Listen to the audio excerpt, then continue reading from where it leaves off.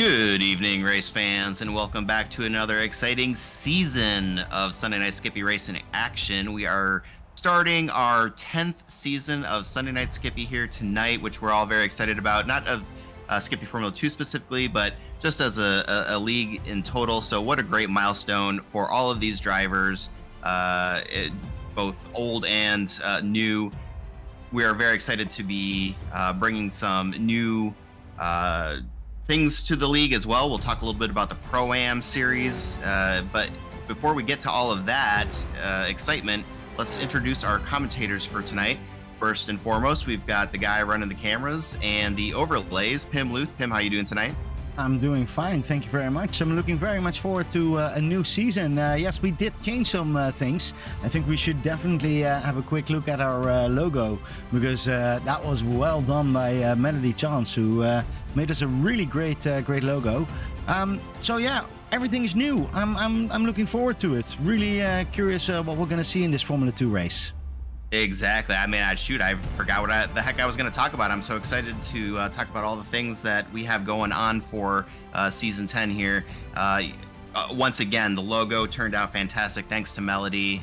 Great pointing that out there, Pim. Looks really sharp, and you should be able to see it featured on some of the paint schemes tonight. Also joining us out on, well, actually, you know what? He's going to be muted because we're actually in open qualifying right now. So we'll get back to Peter Lee, but he's going to be our in-race reporter tonight for the Skippy Formula 2 race. But it looks like a late joiner here. Liam's going to be joining us as well. Liam, how are you doing? I'm good, and All right, great to have you over here. I'm super excited for this race because we haven't met up in a long time. Exactly. It feels like forever, right? Liam, Yeah. I'm glad you say that, because I had exactly the same feeling. We had so many off time, and but we're ready here for a new season, and we have a lot of new drivers. So I'm really looking forward. I think it's great that you're here again, Liam. We're gonna have an exciting season this season. Now, this track that we're here on tonight is actually one I haven't been to in quite a while, but I think is actually really well suited to the Skippy specifically, because it just feels very small, very technical, and it's a far cry from some of the draftier tracks that you'll see on the schedule. So this is Oran Park Raceway. It's 1.62 miles with 12 turns. We do have a very, I guess we'll call it a dicey pit lane entry and exit, which makes it even all the more exciting. We're coming to you live from Australia. This track obviously does not exist anymore in real life, but I'm super happy that the iRacing team was.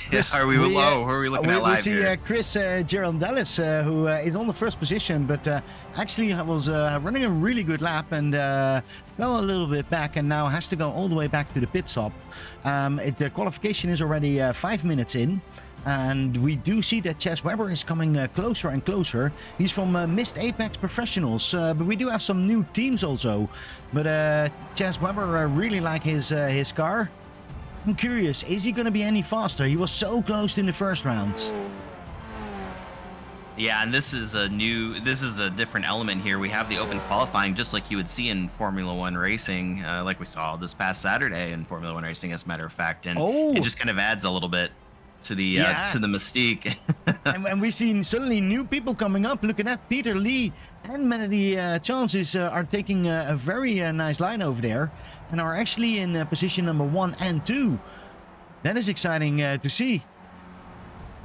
Yeah, very good laps there from Peter Lee and Melody Chance. It would be super exciting to see them start on the front row here, but Rich Butler trying to make his point here and is going to jump. And actually, look at all of this. Holy cow, as the tires warm up and drivers start putting down laps, we're going to see that timing tower move around quite a bit.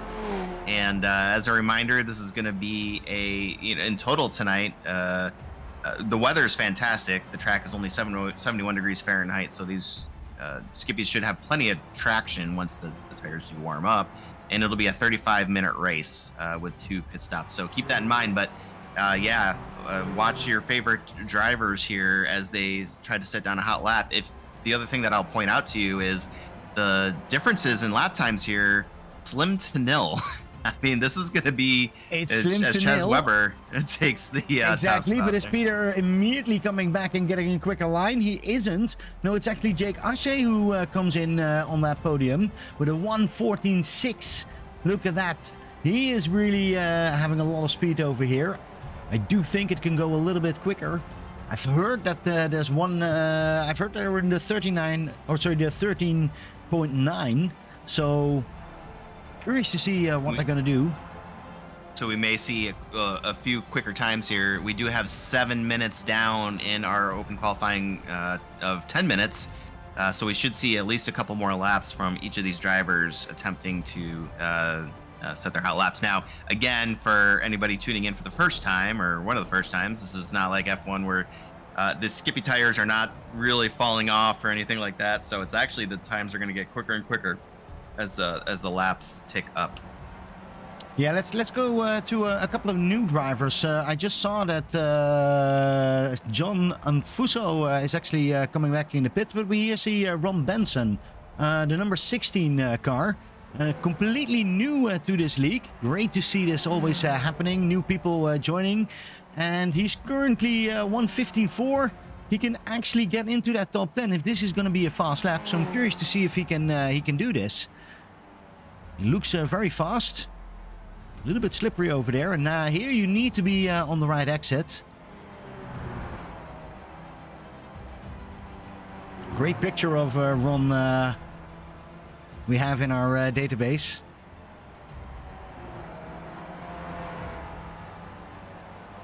All right, here he comes. Comes to that last corner. A little bit careful. Doesn't want to overdo it.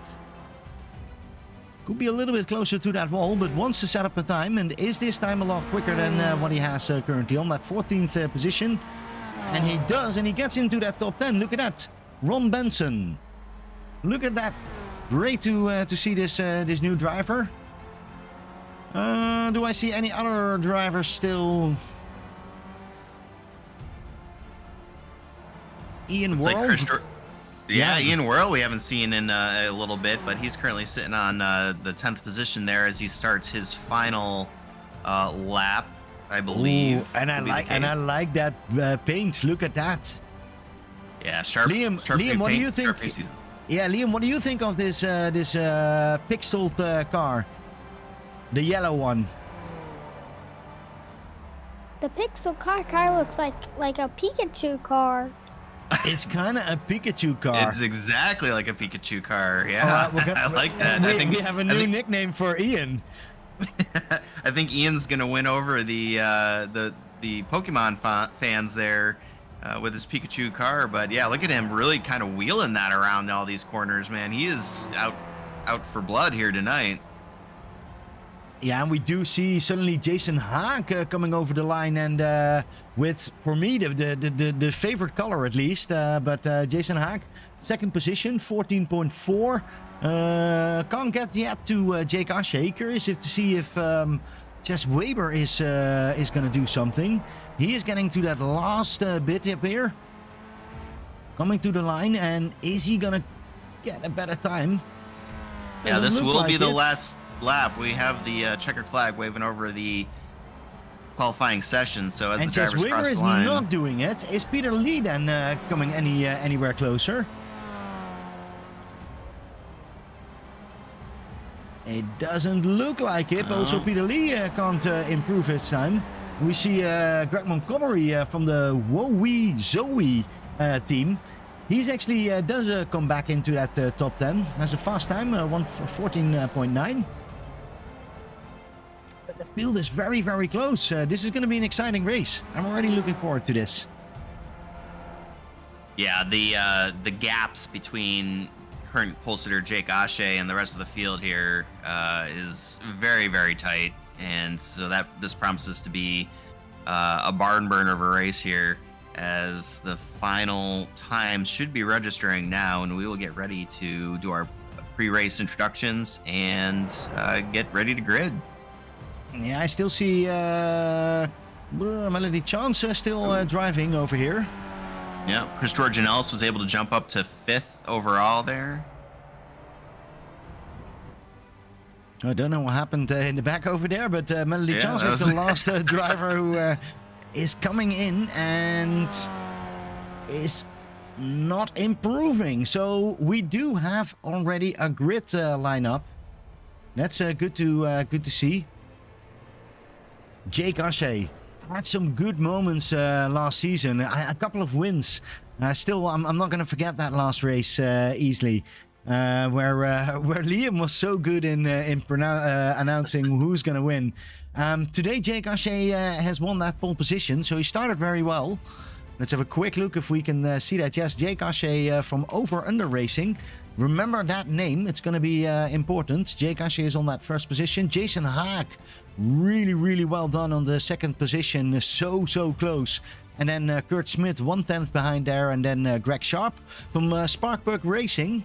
We have some dog names over here. So, Liam, do you like dogs? I love them. Ah, great. Well, we have some crazy names for the teams. Chris Girondellis is on the 5th position. Rich Butler, Shark Cat, always cool, is on that 6th position. Then we have Chess Weber, a little bit in the back. I was expecting that he was going to be way ahead of everybody. So curious to see what he can do. And then we see Dan Pakowski, Melody Chance, Peter Lee, 10th position, Greg Montgomery, Charlie Huddleston, 12th position. I think that's a new name. Or at least I haven't heard of that. And Greg Montgomery is right behind next to him. And then we see Ian Worrell, Ron Benson, Michael Reback, and Carter Stickney, Justin Divin, Joe Zubo, Matthew Malecki, and John Alfuso. And then as last, Dwayne Hoffman. And that's our complete list, Chris. Big group. Yeah, what a great field here for our new season of Skippy Formula 2. 21 drivers, and like you said, a bunch of them participating in our new Pro-Am. Just for those of you who are curious about what those team names are, we haven't really gotten into it yet. I'm sure we'll talk about it way more as the season goes on, but essentially we've paired Skippy Formula 2 and Skippy Formula 1 drivers in teams, and their points will accumulate based on whatever they get in their, Skippy Formula 2 or Skippy Formula 1 race as appropriate. And there will be a team championship at the end of the season. So each driver that signed up is paired. And so we will talk about that more as time goes on. And you'll be able to understand, as we learn the team names and everything like that. It's going to probably take us, a hot minute to wrap our heads around it. But we'll keep announcing that, and I think that's going to add something really exciting for both the Formula 2 drivers and the Formula 1 drivers, cheering on their teammates and learning from them. Hey Chris, hey Pim, hey Liam, this is Peter, about to grid. Just wanted to point out the top 18 qualifiers are all covered by less than 1 second in qualifying time. Which is absolutely crazy. Peter, you're going to have your hands full. You are teamed up this season with Benjamin Harris and Steady Eddie Racing. What are you expecting from this first race starting in P10? Well, this is always a very dangerous track. The first 2 laps are super dangerous, so just want to be careful and survive the first 2 laps. Very good. Well, we'll let you get back to that grid. It looks like everybody's getting out onto the starting line there, and we will wait for Barney to wave the green flag, lights to go out, whatever your preferred starting signal is. But good luck to Peter, and I'm excited to see all these 21 Skip Barber Formula 2000s heading down there into the sweeper of Turn 1. For the first qualifying session, I saw, if you were looking at the pits a lot, there's people taking rockets. There's so many people, taking rockets everywhere. Is that right? Yeah, well, I think, that's... there were a couple of people who actually took a rocket. Jake Ashe and Jason Haag, for instance. I think they got a couple more than the rest of the field there. Yeah, just by a little bit, though. But the lights are going off, so we are getting ready. I'm really curious what's going to happen in that first corner. We see here Jake Ashe with his new livery coming onto the straight. Immediately needs to defend here for Jason Haag, who is going to have a quick look on the inside over there. The 94, look at him. Yeah, we've got everybody kind of single filing out. They do give you a bit of time to find your spot going to turn 1, although we are going too wide back here through the field. It looks like everybody's going to be able to make it through back up to the front here. We've got 2 wide for 3rd position there overall, although Jason Hagg's going to basically pull back a little bit. He's down 2 spots overall at the moment, with Chris Georgianellis gaining 2, just ahead of him there in the final podium spot at the moment. But yeah, it's going to be kind of tricky here. You can tell that there's just not a lot of straightaway with these cool tires. These drivers are doing very well to keep the cars on the track. Yeah, and it's immediately one line of Skippies going around. I don't see anywhere too wide. So it is really already making a position. It's 35 minutes. But it's you need to be in there. And I see Jake having a little bit of oversteer, and immediately Kurt Smith comes by. Look at that, Kurt Smith already 1 position up. Can he actually make it here on the straight? Because this is the perfect position to actually overtake. He's gonna wait. He is waiting. Look at that, and Chris Girondellis is also getting really, really close over there. Yeah, Chris taking full advantage of that. I'm betting these drivers now, of course. Oh, and you got a spin there with Jason Hagg. And he trying to get rolling again, but that's gonna it's gonna back everybody up. We got a domino effect. Oh boy. Started P2 and just not having the start to the race that he wanted for sure, but everybody's gonna get collected. I think we've got maybe some bent front wings, but that's about it. Really good to hold on to that. Hey guys, can you hear me? Jake, yeah, Peter, go ahead. I seem to have some equipment malfunction. My wheelbase and pedals have stopped working. Well, that makes it much more difficult to race, I would say. So you're back in pit road now, huh? Well, then maybe you can join us, because there is quite some things going on. We see Jake Ashe from Over Under Racing together with Kurt Smith and Chris Girondellis. They are coming here and back on that straight, and then there's that big group behind them with Charles Webber, Greggy Sharp, Melody Chance, Dan Pagowski is in there. We got a pass for the lead. Yeah. Kurt Smith making it through. Chris Jordanel's trying to make a point of it as well. Take over that 2nd spot, but Jake is going to hold strong there for just a little bit. You could see Chris wiggle it a little bit going into the corner. Tense times there. It looks like Chris is really feeling confident about his pace and trying to get there around Jake. But Kurt Smith now your current leader in the 96 machine. And he has to defend there really hard, and immediately a great position for Jake Ashe. But Jake needs to look out. Can he hold this? Oh, Kurt Smith. He's acting like he's driving a dirt sprint car over there, man. He's just getting that sideways, counter steering. Kurt Smith really trying to hold on to that lead.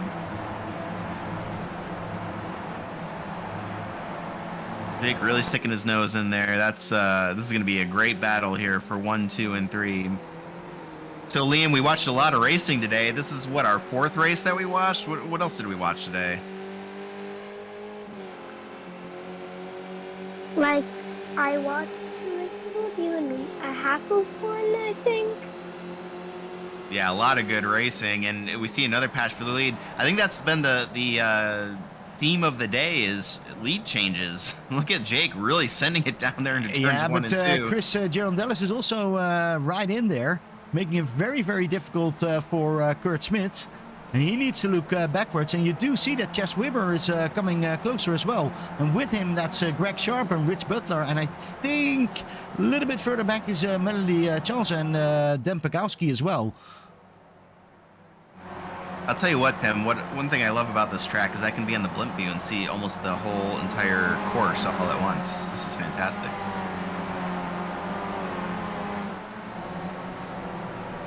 Yeah, great racing throughout. It does look like we have an unfortunate incident with Michael Reback is indicating that he has crashed. I'll look at that real quick here, see if I can see what happened. Just getting a little loose off the corner exit. He's going to collect some cones, but no worse for the wear. He's still driving. Yep. And I do have to say, Michael Reback is, I think now for one season with us, slowly improving. And he is trying to get more viewers, more supporters. Currently, one of his supporters, one of his biggest supporters, is in the hospital. And we do want to wish her all the best. His wife, Michael, has told us that she is a great watcher and is always there, even when she is in the hospital. So that's hopefully helpful for Michael Reback, currently on the 15th position, but is fighting over there. Yeah, we send all our love and support to Michael's wife, the whole family. Great to see him out there fighting hard in this race as well. Holy cow! There's a lot going on here, Pim. I can't even keep track. Well, okay, let's first have a quick look. Let's go by Jake Ashe. How is he doing? He's still in that first position. And look at this! And broadcaster's curse. He's gonna wiggle. Losing it. And look at this. This completely brings the complete group of 6 all together. Yeah. This is really Rich Butler is now over there as well. Look at that. Group. Oh no! How is this going to happen in turn 1? Oh my gosh, this is incredible. We've got, I mean, Chris Georgianellis, you can tell he is getting antsy. He wants by this whole group as soon as possible, and that's what he's going to do. He's going to send in turn 1. Can they make it stick, though? Jake's going to have to stay super wide. Oh, no, Look okay, at that. There we go. Oh, Jake does a really good job, but immediately Chris Georgianellis is coming closer. Hey guys, this is Peter. I'm just jumped out of the car and into the booth. Hey, welcome, Peter. I'm really sorry that you had some equipment failures because you are missing out on a fantastic race here. Check out this lead. Look at this. Chris Georgianellis finally able to find his way past Jake Ashe. Well, he's doing that really, really well, but there's now a group of 6, 7 drivers right behind him, 8 drivers right behind him. Look at that, it's one big yellow line in the timing tower. Says really come on strong. He's sort of the new Jake Ashe, a driver with all the speed that you could ever want. Just has to put a whole race together, start to finish. And if he can do that, he'll get a lot of race wins. And he goes here now immediately into the defense, tried to see, and Jake Ashe is not even following him. Just tried to go in that outline together with Kurt Smith, but I don't think they have the speed up here. And now it's all about this exit. Look at this. He's trying the Checo over-under. This is what Perez, I think, is the specialist at. Jake unable to make it work there in turns 1 and 2, but will live to survive another a turn here. Oh, and I haven't said anything, but I do see that Melody had some incident. What happened with Melody? And you didn't even say her name. We got RJ McKenzie requesting you not to say her name. I didn't say her name, but here's a thing what happened in the replay. She was coming a little bit closer to Greg Sharp, and then they hit over there, but she can continue the race, so good on that. Currently on that 7th position, straight behind Dan Pagowski. I spoke with Melody, and Melody gave me that this season she wants to be at least a couple of top 5s. Now she's not far away from that, and there's a lot of chance on here. We also have pit stops, of course. Peter, you have probably practiced pit stops. How difficult are they? I think this is a really challenging pit lane. First off, the pit entry lane is super short, and so it's very easy to get a pit lane speed violation on entry. And then the exit of the pit lane comes out right on the outside of the turn 1 sweeper, where every car coming by is at maximum speed and on the hairy knife edge of grip. And so it's dangerous both on entry for penalties and on exit for incidents. I want to make a quick I guess correction is the right word, but Kendra chiming in, Michael Reback's fiance, now wife, but that's a matter of timing, it's whatever. Come on. It's all the same thing. Well, for Michael, it doesn't really matter. He's currently on that 15th position and is really fighting hard with Matthew Malecki. He's a new driver in our league, and they have a nice fight over there. Oh, and we've got Jake Ashe, I think, was just coming over the radio. Nope, never mind. I thought somebody said they were pitting. Yep, well, it was Jake Ashe. I was right. It is, I thought I recognized Ashe. that voice. Yeah, I'd recognize that voice anywhere. And not because he was the first one to pit, which he usually is. But there you go. And Peter, talk to us a little bit about the pit entry and exit. We talked about it a little bit pre-race, but it's a little hairy, huh? Yeah, it's super hairy. First off, there's a 31 mile per hour speed limit in this pit entry lane, so it's pretty slow. And then, I think it's only about 30 yards for the pit entry. So you're coming in, at maximum speed, third gear, and you have to make a little juke to the right and to the left, and slow down to 31. And it's pretty tough. I was getting black flagged a lot in practice sessions. I do want to say that Charles Webber is completely now back up to Kurt Smith. And I'm curious because I know Chase Webber last season he had so much speed.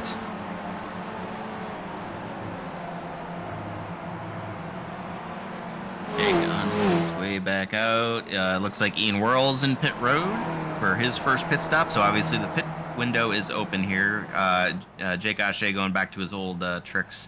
Yeah, and Chris, it does look like leader in. Chris Georgelis. Yep. So we got Kurt Smith now as your new leader, at least for the moment, and Chaz Webber right on his gearbox. It's really a smart move by Jake. This is a lap where I was finding... Had to lock that up. Sorry, Peter. No, but there you go. That's exactly the situation. And I was finding that fuel consumption was just super consistent lap to lap, so you can really calculate it out. And so an undercut could really save you time on that first pit stop because you just have less to top up on. And Jake has done it before, so I'm really, really curious if it's going to work. We'll see that soon when Kurt Smith is going in. Yeah, if I were on track, I would have done the same. I was planning, in fact, to refuel at the very first opportunity. Well, and it's a good thing these I don't think any of these drivers have sourced out their fuel pumps to Red Bull Racing, so we should see all of these drivers make it to the end of the race. You had to say it, didn't you? I felt a little bit like that I was on the grid, and then something went wrong with my sim rig, and the throttle was stuck on full. And then I get a warning from my crew chief telling me that the engine temp is getting dangerously high. Oh my goodness! Sorry, Pim. Sorry. No, don't worry, guys. We'll get there. It's a long season. It's like the Formula 2. Right. It's like a long season. Peter is not completely out yet, although we do have a little bit of less chance while he's now already in the pit of in the box over here. I see Jake Ashe coming right now over the finish line. Is he going to make advantage? He is getting really close to Chris Girondellis, but he did lose in that undercut. Yeah, it's a 36 second gap now there to the leader. Although, the top 5 right now still have yet to pit. I don't know because we don't have our AI machine learning here. I'm not 100% sure what that gap is ultimately going to be, but I guess we'll find out here shortly because Kurt Smith, Chaz Webber, Rich Butler, Craig Montgomery, and Carter Stickney all have to come in. And as we say that, Kurt Smith making his way down pit road. So this will be a good indication, as does Rich Butler. This will be a good indication of where Jake Ashe ultimately stands after that early pit stop.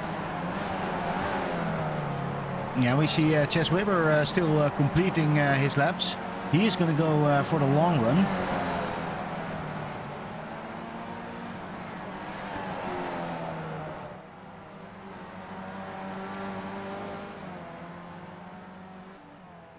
You see, let's see, Chaz making his way around turn 5 now, so yeah, I don't know, it's still tough. These drivers are taking about 44 seconds or so on their pit stops, total time down pit lane. Chris Georgelis just set the purple lap of the evening right now. He's sitting in on third fire. spot. He's on fire. But what about Greg Montgomery? 9 positions up. Really doing well. Well, and you can see there actually. And Jake Ashe is going to smoke the tires around in 4th place there. He was right on Chris Georgelis' gearbox. It looked like that strategy had paid off, but unfortunately, just trying to work his way through turn 3 there, got a bit loose. Well, let's see And, how that is going to be against Chess Weber, because he went into the pit stop. So we can see now if that's going to be, if that had many bad consequences for Jake, currently on that 4th position. Yeah, I think this is going to work out really well for Chris and Jake, because here comes Chris around the final turn, turn 12 there, Yeah, corner. Chess Weber has just stopped this car. Waiting. Always very annoying. But here do we see Chris Girondellis is taking that 1st position, and even Jake Ashe with that bad part on that, he can take that 2nd position. So That's undercut true, did and work. keep in mind, Yeah, and you'll see this now. Of course, they may pay for that undercut on the 2nd pit stop, but generally speaking, that 2nd pit stop is so short anyway, because you can almost make the whole race distance without that 2nd stop. You can't quite do it, but generally the 2nd pit stop is so short anyway. So that undercut, I think, is looking very good right now. Yeah, we're currently looking at Charlie Huddleston. It's a new name, but he needs to be very careful and very quick, because I do see that Carter Stickney is right behind him. He's getting a little bit closer and closer each lap, and behind there we see Greg Montgomery, Michael Reback, Joe Zubo. They're all there. yeah, great recovery there by Michael Reback, up 3 spots back into P12 after the early race incident. Still able to maintain. Our biggest mover of the evening right now that I'm showing, at least, is Carter Stickney, up 6 spots into the 10th position, but he's got company in the form of Craig Montgomery and, well, of course, Michael Reback and Joe Zubo. So, Liam, we've got Chris Georgianellis out in the lead right now by about 2.7 seconds. He's looking pretty dominant. Do you think that Chris Georgianellis can hold off the rest of the field for the win tonight?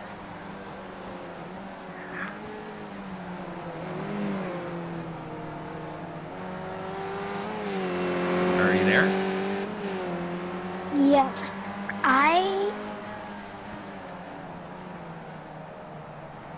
Are you not sure? You need to think think so. about it a little bit, because we got Jake Ashe is in 2nd place. He's very fast, and Kurt Smith has shown some speed as well. Do you think any of those guys have anything for Chris Georgianellis? I don't think he can hold it that long. It's a long race. Yeah, we got 17 minutes left, and we still have one more pit stop to go, and anything can happen on those pit stops. As Peter was talking about, these are very tricky entries and exits, so that is tough. Though he is extending his lead, at least for the moment. Yeah, a little bit further back. A little bit further back, we're looking at Dan Pagowski, who's going really close to Melody Chance. Curious to see if that's going to be anything for turn 1. Looks like Dan Pagowski is going to make a look for it, but Melody is known for these defensive moves. He knows what he needs to do, doesn't get panicked, and really performs well once he's under pressure. And you can see Dan Pagowski has difficulties to get by. And Greg Sharp is now all the way on the back over there, Spark Puck Racing. Yeah, the end of that front straight is really the best opportunity. You get a really good toe, really good draft effect there. And then it just takes who's more courageous going through that sweeper. And it's the place that we'll want to look for the best passing opportunities. Rich Beller having a great evening. We've mentioned him before many times. He's been around Sunday Night Skippy for quite a few of our 10 seasons here, and having a great night there in the top 5 position. But yeah, that group of Melody, Dan, and Greg seem to be closing here relatively quickly. So we'll see if he's got any defense left in him. A little further back, Craig Montgomery and Carter Stickney having a great fight there. Is that the Spam Mobile there from Craig Montgomery in P11? Is that nice? The livery is a can of Spam, which makes me hungry. And then just behind them, Joe Zubo and Matthew Malicki, relative newcomer Matthew Malicki. Oh, no, wait, sorry. Am I getting that wrong? Michael Reback and Joe Zubo. Yeah, but Matthew Malicki is just a little bit further back there. But That's not who I meant to call out there. Joe Zubo really trying to put the pressure on Reback as they're trying to catch back up to Carter Stickney and Craig Montgomery. So, yeah, holy cow! We haven't even talked about the potential pro-am implications of this, probably because it's so early in the season. But just keep in mind that a lot of these drivers are on pro-am teams, and we'll continue bringing better coverage of that and how that team championship is going to shake out. Let's look a little further up here. Melody, Chance, Dan Pagowski, and Greg Sharp. We've talked about these three recently, trying to catch Rich Butler, but this gap has tightened significantly, and these three drivers are putting on a heck of a show as Jake Ashe goes down pit road for his second stop. Peter, sorry. I don't know why I called you Pete. Peter Lee, you talked about the potential impacts of a second stop here. What do you expect out of Jake? The way you pay for an undercut is you have a much shorter fuel window for a second stop. Guys, what happened to Rich Butler? Oh, did he? Oh boy, I don't even know. Let's see. He went off track. Quick replay here. It looks like going into turn one, just locked up the rears, got loose, was able to collect it. Ooh, man. Really ended up really tense times there with the threesome of Melody, Dan, and Greg, but the three Canadians able to work their way past, and Rich Butler is going to connect to the gearbox there of Greg Sharp, and they will continue on. Anyway, what I was saying about the undercut is in the second pit stop, you end up having to take a little bit more fuel. And you also have fewer options about when to make that second pit stop. The fuel window is shorter or smaller in that second pit stop. But, since you don't need much fuel, you're just topping off in that second stop. The penalty isn't too bad. And we've got a race for position. Greg Sharp making the pass on Dan Pagowski. I know we focused on these folks quite a bit, but that's going to be a great move there as Rich Butler's trying to look on. By the way, Chris Georgianellis, your leader, hit and is on his way back out. So that'll be it in terms of pit stops for Chris Georgianellis. That gives him a 3.7 second lead over Jake Ashe. Hey, but what about Melody Chance? Suddenly third position, and she's running away from Greg Sharp and Dan Pagowski because they're fighting hard over there. Rich Butler is still not done and is really trying to get with Dan Pagowski. And that's not going to look like they're done yet. No, not at all. This is a great complex of turns here, by the way, these last few before that sweeping left-hander. And I got to imagine, Peter, this is getting a good exit off that corner before the long straightaway has got to be key. Oh, there's all sorts of pressure there, and you just have to be patient, not get over anxious on the entry, and then get as good an exit as possible. There's a temptation. Well, looks like people are making their additional pit stops. There's temptation at the end of this long straight to try to cover the inside line, but there are lots of ways really to play through this sweeper. I'll bet we'll see lots of 2 wide, maybe even 3 wide situations in the Skippy Formula 1 race. Well, currently we're watching Carter Stickney going to Greg Montgomery, getting really, really close. And by the way, Melody Chance, third position right now. Yeah, and Kurt Smith in the race lead. I think these are up-and-coming Skippy Formula 2 drivers, both Kurt and Melody. Greg Sharp in P5. They're all relative newcomers, I think in their second seasons in Skippy Formula 2, and look at where they're running now. Well, what do you think, Liam? Do you think you want to be racing in Skippy Formula 2 soon? Pro? Yeah, I think you would be pretty good here. It's a tough competition, though, huh? Just very quickly, Melody Chance has gone into the pits for her second pit stop. And Craig Montgomery was looking to the inside there of Rich Butler momentarily, but thought better of it. He's going to file back in to line. And yeah, it does look tough to make any passes outside of that entry into turn one. That you know, you mentioned that earlier, Peter. Like you got to think about that as the time starts to tick down. We're inside of 10 minutes now, so the laps are dwindling. So when are you going to make your move if you're close to the driver in front of you? And by the way, Jake Ashe, no slouch here, set the purple lap of 1:13.88 of the evening right now, trying his darndest to catch up to Chris Georgianellis. The real pressure, though, I think, is on Chris Georgianellis. You know, Chris, in our league practice sessions, has oftentimes been number one on the timing charts. He just has all of the speed. In fact, he has Skippy Formula One speed, and it's just been a matter of whether he can put a whole race together from start to finish. And so, you know, that's got to be going through his mind right now. Well, the closest battles on track continue to be Craig Montgomery and Carter Stickney. These drivers still have yet to pit again. Your top 5 drivers, as a matter of fact, so Kurt Smith, Chaz Weber, Rich Butler, Craig Montgomery, Carter Stickney, all have to pit one more time. So your presumptive, you know, leader toward the end of the race, as Greg Sharp takes a dive into pit road, remains Chris Georgianellis, but that lead has come down to 2 seconds on Jake Ashe. So Jake really giving Chris a run for his money and starting to make Liam look like like maybe we need to go buy lotto tickets once again. Dun, dun, dun. Love it.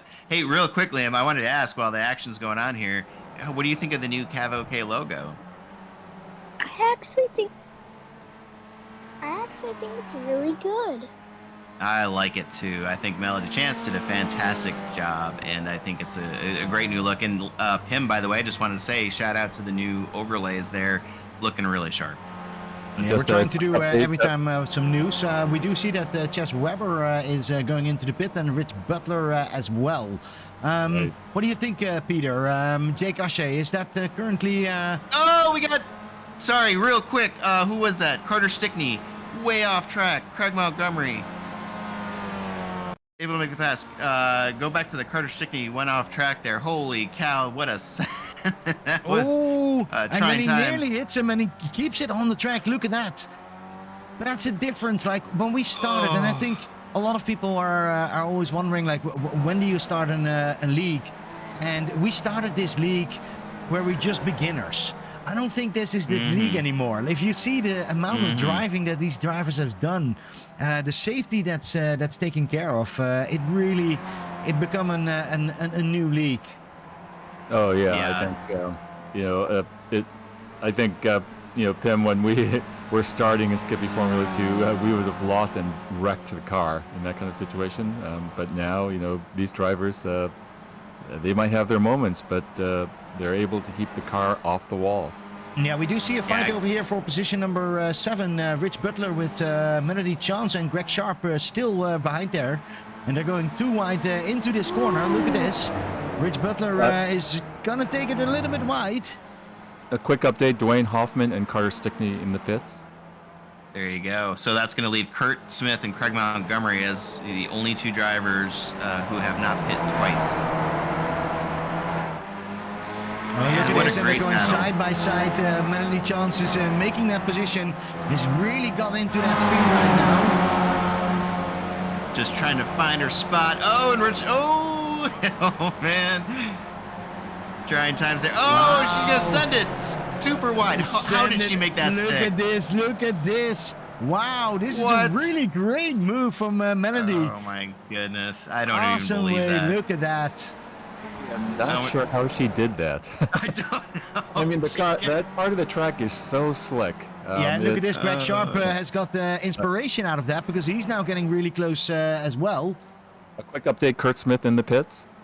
There you go. That leaves Craig Montgomery in the lead, but he will still have to come down. It does not look like he's going to come this time around, so that'll leave him. Now, that being said, Jake Ashe set another purple sector, this time by 200ths of a second still, but 1:13.86. So Jake doing everything in his power. It's all in his hands right now to try to catch Chris Georgianellis. That gap remains 2 seconds. Yeah, and I knew that Jake was going to be a championship candidate. He's been that for, I think, the last 3 seasons. And always something happens, but he keeps improving himself. And currently, Chris Girondellis is in front of him.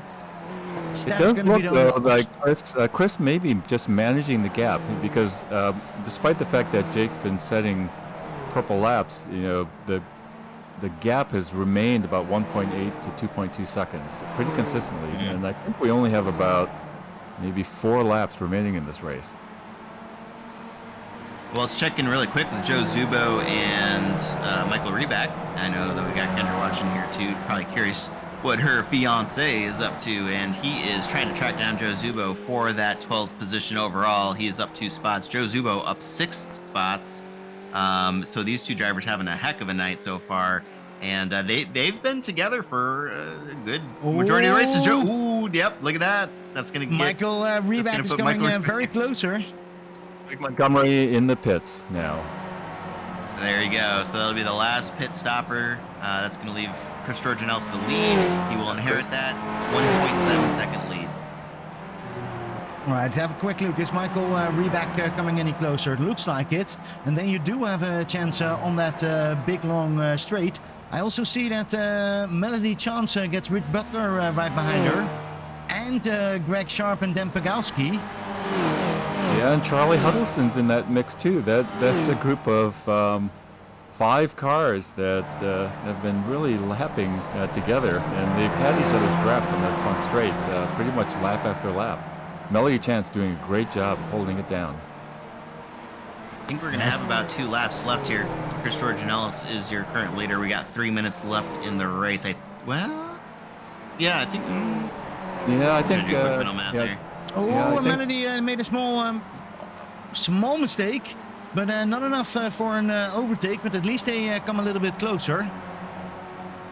This is going to be a great 4-way battle here, and almost a 5-way battle there if Charlie Huddleston can just catch up just a little bit. Oh my goodness. He will. If they start fighting, then he will come back. In front of them, it's a little bit clearer who's going to win over there.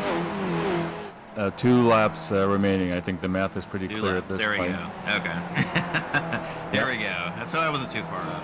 I was just doubting myself there. But yeah, 1.6 seconds now, the gap. So it is coming down. Yeah, but look to at Peter's that. point, We're going 3-way. Oh my gosh, look at this. Melody Chance taking a somewhat defensive line. Somewhat. She just defends really, really well. Look at this.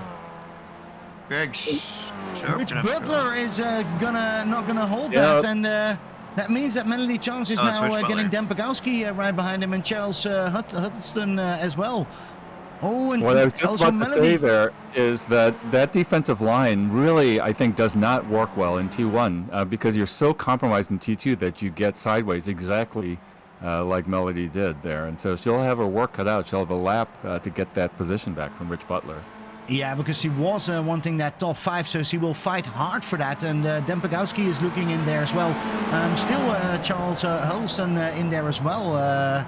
So Charlie is a little bit closer, like we already said. How's it going with Chess Webber? I know that Chess Webber is really close to... Breaking news here. I think that Chris Georgianellis set a fast enough lap there to extend the race by another lap. Fuel may now come into play here. Oh no, we've seen this before. This is going to be very... he crossed the line with a minute 15 left in the race, which... well within their lap times, yeah. Chess Webber will be happy with that because now he can get a little bit more time to actually get closer to Kurt Smith, but he needs to do that very, very quickly. Look at Melody Chance and Greg Sharp going side by side through turn 1 and 2.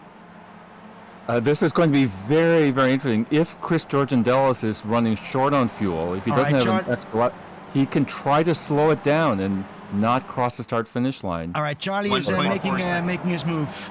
Charlie is going up to Dan Pagowski. It's now Greg Sharp and Melody Chance right behind there. I don't know if this is the last lap or not because it all depends on when Chris Georgianellis crosses the start-finish line. Well, we're going to follow him right now, and it seems that he's coming across the limit when he gets the white flag right over here. So we got one more extra lap. Good news for Jake Haché. Yeah, now this, though, extends the race by a lap, and so we'll see who has the fuel for it. Chaz Weber, Kurt Smith going side by side down into turn 1 there. Oh, hey boy, off track there, but is able to maintain it and will stick right on Kurt Smith's bumper. That is Chaz Weber showing some great car control. And right behind them, Greg Sharp, Melody Chance, Charlie Huddleston, Dan Pagowski. This is going to be a great last lap battle as well. And not to mention Carter Stickney and Joe Zubovich. And holy cow, I don't even know what to say anymore. Way too much to look at here. Well, we're going to first follow Kurt Smith. I do think that Chris Jones is going for that first position, but I'm not sure who's going to be on that podium with him. Is that going to be Kurt Smith, or is Chris or Chaz Weber going to get a position over there? Chaz is trying to make some movements.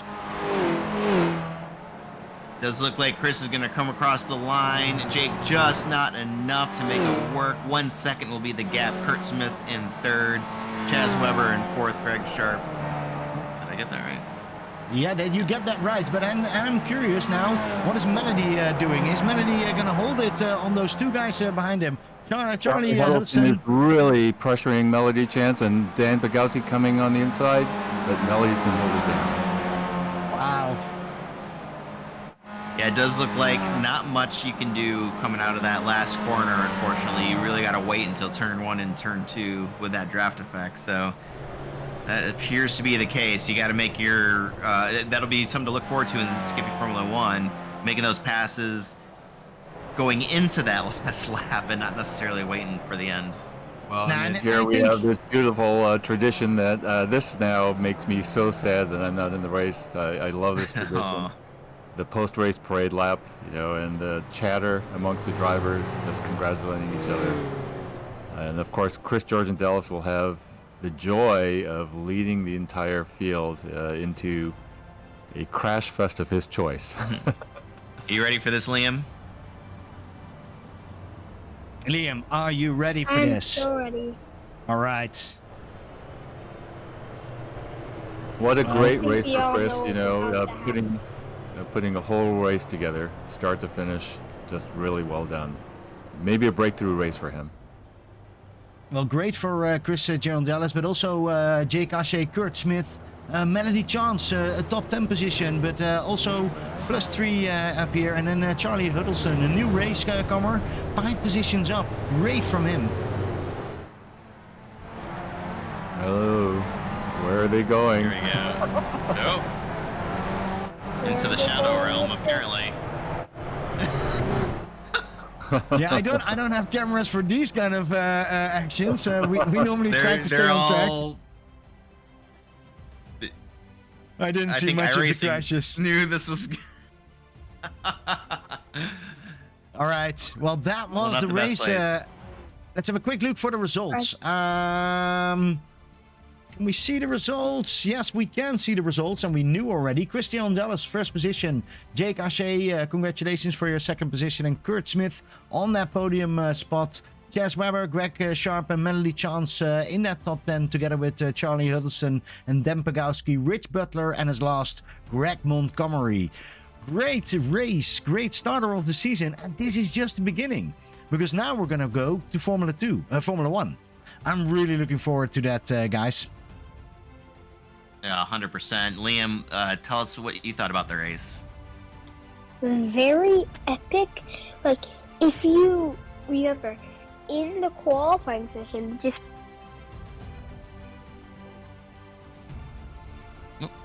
Oh no! I think we lost you, bud. Yep. in the qualifying session.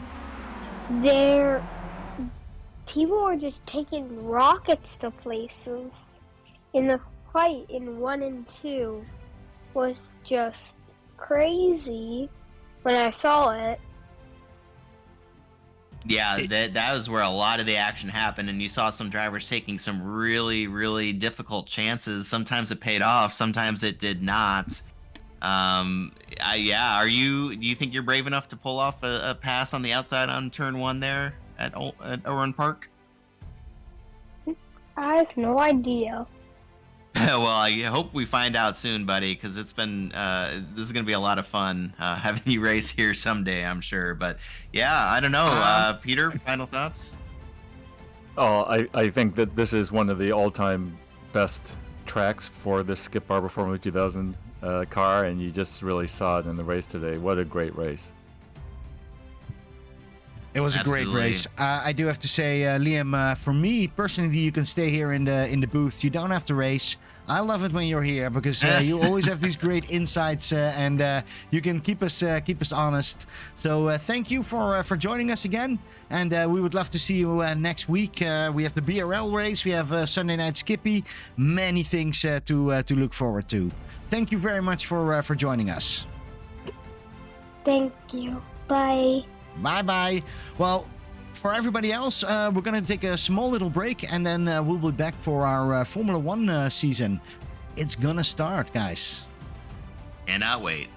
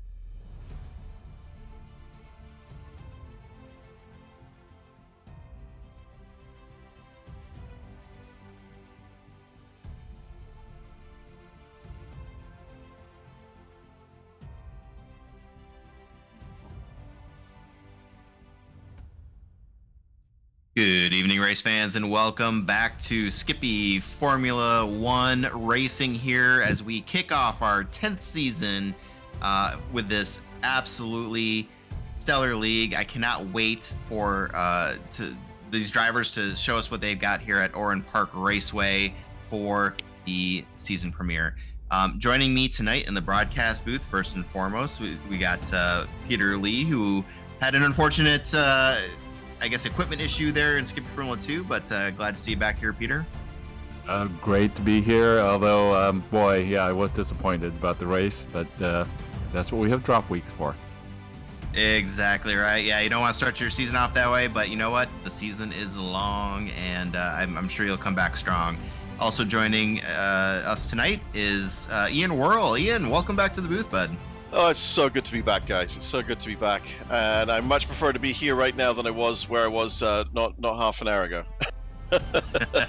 Well, we will definitely talk about that here in a little bit because we do have a special guest interview here. But first, Pim Luth is joining us once again, running the overlays, running the cameras. Thanks for doing all that, Pim. But how excited are you for the Skippy Formula One race tonight? Oh, I'm very excited, but I do want to hear about Chris because I wasn't expecting Chris Girondellis to be on the top. We're looking at Leo Octaro doing some qualifications, but Chris, how was your race? How was it to be in the front? Hey, Ben, thanks a lot, and good night, everybody. Good evening, everybody, and thanks, first of all, to everybody who's put this together. Much appreciated.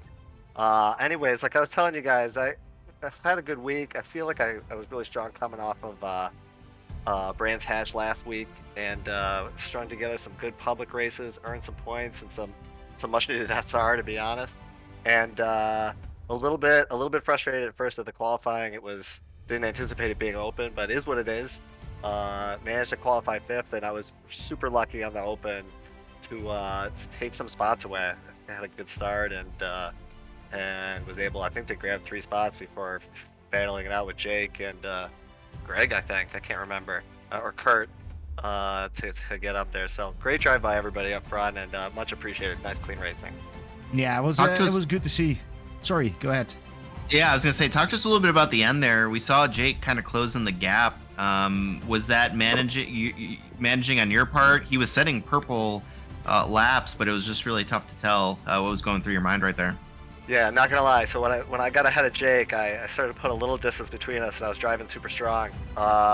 Coming into those last 2 laps, a little bit in my head, a little bit thinking about the end, trying to keep it in there, keep a nice clean race with no incidents, and I think Jake wanted it. He was putting up really good times, I could tell, and I'm just looking at the time left, and he might have been taking a 10th or 0.2 out of me each lap, and I just wanted to make sure I finished nice and strong. So yeah, he had a good run at the end there. Chris, this is Peter Lee, and I don't know if you realize it, but you cross the start-finish line with less than a second left to go to extend the race by 1 lap. Oh my goodness, I was wondering. Were you aware? I couldn't tell how close I was or where I was going to get, and really what the procedure was to make it stop. I had knocked on a white flag. I didn't want to slow down or screw myself, so I just powered through. Yeah. But it did make us wonder if someone might get caught out with 1 lap without enough fuel for that, but I guess it worked out for both you and Jake. It did, and I know Jake's really good with his fuel strategy. I think he pulled ahead at Brands Hatch last week, so I wanted to do better with my own, and I knew I would have enough. I waited 1 extra lap before I went in, so I knew I had enough to finish. Well, it was a lot of fun to watch, man. What would you say as we tick down the time here? We've got 2.5 minutes left in qualifying as Leo Ovcharov is currently in pit, going down pit road, but he's holding on to that first position, pole position. Chris Herrera on the outside pole. What would you say was the key to tonight's race for you? No incidents, no collisions, no errors. I mean, the margin was just that thin. Yeah, no, it's, it sounds simplistic, but for those people out there watching who have not tried iRacing, that's a lot tougher than it sounds. But yeah, really, really well done there on the Skippy Formula 2 win and way to start off the new season. Thanks a lot, guys. I really appreciate it. Chris and any Ian. final, I was gonna say, any final shout outs you want to give anybody out there maybe watching? No, just everybody in this booth. Peter and Ian and Pim and Chris. Everybody who helps out and does this, and everybody we chat with all week long about whatever. Shh! Don't tell anybody. Our bosses might be listening. I only We do chat on not days I speak work to from each home. other during the week, during work time, at all, Yeah. ever. Only on the days I'm home. 100%. Go Well, Blue, Chris. hey, Go Blue Theater. Well, hey, yeah, no, great job. Thanks a lot for joining us here, and looking forward to seeing what the new season brings for you. I think obviously you are now the man to beat there for the Formula 2 drivers in the season championship standings. So that's going to be a lot of fun to watch. As we tick down inside of a minute, who else do we have left on track here on the qualifying for Formula 1? Currently, I think everybody has done their laps. We're looking currently at Brian Perez, but I think he has finished his lap times. Currently 28, a little bit further back than I was expecting him over there. But look at this number 16, Nicholas Mazza, or Nick Mazza, as we like to call him, is our champion on Formula 2 and is right there in the middle of this whole pack. It's great to see him up there. I'm really curious about it. Yeah, that's a great qualifying result for Nick Mazza's first SF1 race. I'm sure he's excited and pleased with that. We have newcomer right up ahead of him in P15 with Yonci Lin. And it's just always great to see newcomers coming directly into Skippy Formula 1. Yeah, and we finally have our complete grid over here. Leo Oktarov in that first position. We're going to talk more about him because he had another race that was maybe even more important than the Saturday night Skippy. No, never. Yeah. That guy, he can do anything. And then Chris Herrera right behind him. Look at that, 1/10 behind him. Michael Hounik, Mike Bowers. Again, the Michaels are coming up. Sam Devontier, number 5th. The Pete Mobrotten. The good old Pete Mobrotten is back for this season and start with a 6th position. Great to see him up here. Jeff Snavely, Max DiGiacomo, Philip Jeté, RJ McKenzie. We know him because he was one of the guys that promoted in last season, and he is now in a top 10 position. So this is also why you can't really say it's Formula 2. It's just a different league. And it's great to see RJ doing so well up here. We see Gurkan Demir, Alex Olton. Let's have a quick look if we see any. Ray Bartnikowski, always saying that he's on the 20th position. Look at him on the 13th, right over there, together with Chris Stewart. Then Wansi Lin, newcomer, as you said. Great to see him drive so good, actually. 15th position. And then Nick Mazza right behind him, or right next to him. Joshua Dancy, Carl Dronke, Gregor Klingman, Scott Bell, a little bit further back than we normally expect him. 20th position. Then we see Steve Durr, Jeff Thorbeck, Mark Reiner, and Andrew Cole. And we have a little bit more because it's a big pack over here. Benjamin Harris, 26th position. Benjamin Harris, Peter, you know him quite well, I think. Well, yeah, Benjamin is the pro that to my am in our Pro-Am team, Steady Eddie Racing. I'm super excited to work with Benjamin. Yeah, Benjamin is a nice guy to work with. He's standing next with Thomas Fotos. And then behind them is Justin Rebello and Brian Perez, Jason Berkheimer, Jason Green, Aaron La, and then as last, his name is back of the pack, but he is really back of the pack. It's Michael McLeod. Wondering what happened to him. Did he not qualify at all? It's entirely possible. Yeah, this is quite a shakeup for the tower. I mean, you do see some people in the normal positions like you would expect, but we got a lot of shout-outs here. By the way, you mentioned Scott Bell a little lower than we'd anticipate, but still they're solidly in the mid-pack. Shout out to Team Bell, aka Spark Pugs. Thanks for coming out. Matt Shepka giving a shout-out to RJ in the top 10 there. Ray and P13. So yeah, this is going to be quite an interesting one, including as Phil or Eric Kellyan would call him, newcomer Joshua Dancy there in the solidly in the mid pack as well. So this is going to be an interesting one. It looks like we've got some people who are a little bit out of place, but I guess it'll Yeah, shake yeah. out. I wouldn't call it an invert necessarily or anything like that, but we got some drivers who maybe not used to racing next to one another, and I'm here for all of this because this is a great track as the drivers get ready to grid, and it looks like we're about ready to go here, Pim. Just to point out, the top 19 qualifiers are all qualifying within 1 second of each other. Really, the top 20, 1 second just about covers them all. So it's going to be super tight racing. And here we go. And of course, the question is going to be braking zones, cold tires going into that turn 1. Lots of slipstreaming happening down here. Well, especially when you consider a lot of these drivers started all the way back on turn 12, but Leo Charv is going to lead them into turn 1 here. We're going to go too wide. Very close to the back of it. Almost 3 wide there in parts. Holy cow. It's a little bit of tire dust kicking up. Everyone tiptoeing around these first few corners as they come around to the Yokohama Bridge for the first time. Entering this section here, turn 7, 8, 9, 10, it's just a roller coaster ride and incredibly slick on cold tires. Oh, it does look like Brian Perez has had an issue coming off of the Yokohama Bridge. Does not appear to be damaged. He's back on track.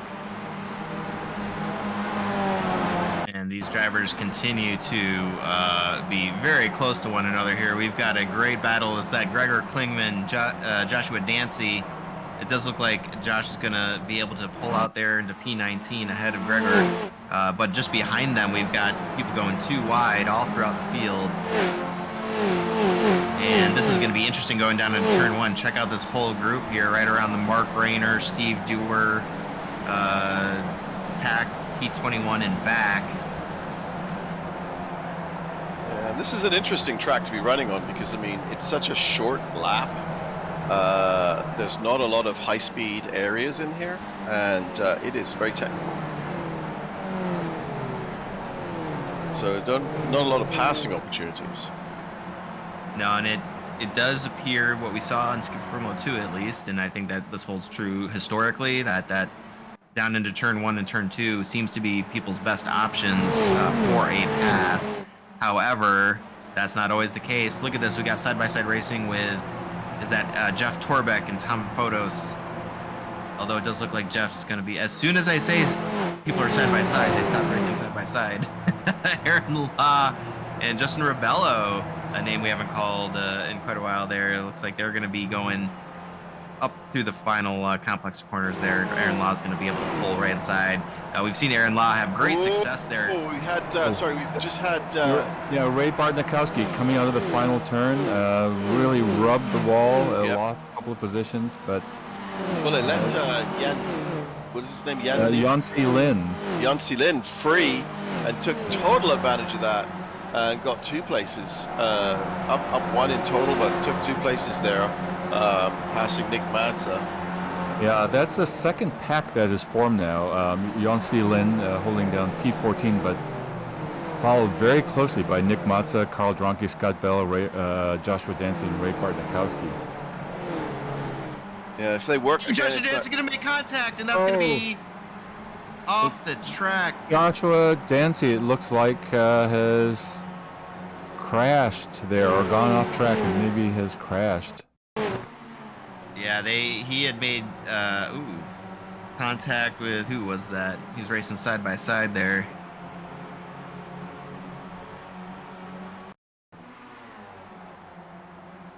Unfortunate for the newcomer Joshua Dancy in the 20 machine. He's going to be trying to chase down the entire field at this point, but back up to the front there, Leo Charov under pressure by Chris Herrera right on the gearbox as they head down into that sweeper. 3 right with Wansi Ling on the moment. Oh!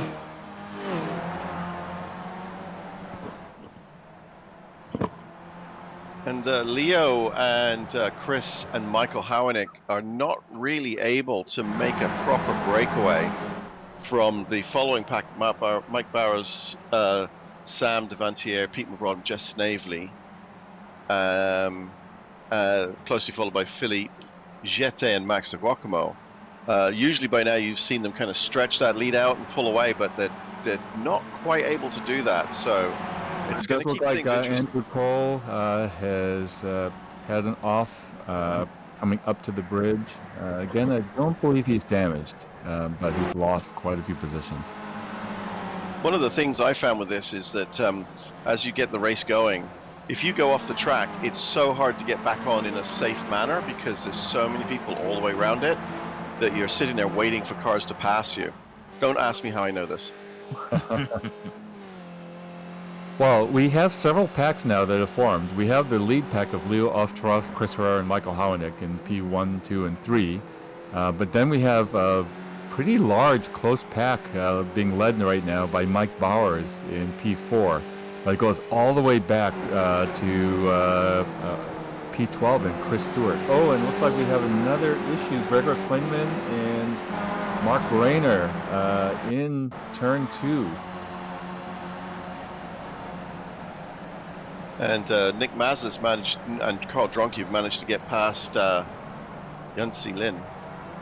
Although I don't know for how long, because Yancy is all over Nick Mazes' gearbox. Nick runs wide. Yancy takes advantage of it and takes the place back.